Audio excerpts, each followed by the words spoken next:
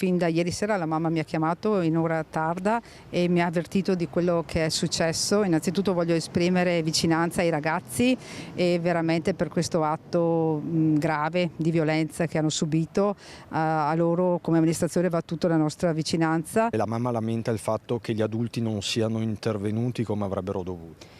Beh, questo è grave perché sì, innanzitutto vorrei anche capire la situazione, infatti ho interpellato subito il comandante della polizia locale stamattina, ci stiamo muovendo anche con il comandante dei carabinieri giusto per ricostruire gli eventi e capire veramente la situazione. Dispiace che appunto se ci sono stati degli adulti non siano intervenuti immediatamente e questo ci deve far pensare e riflettere perché io penso che sia importante che i territori, i luoghi siano presidiati anche dalle persone più adulte. L'appello che faccio è di tenere alta la guardia.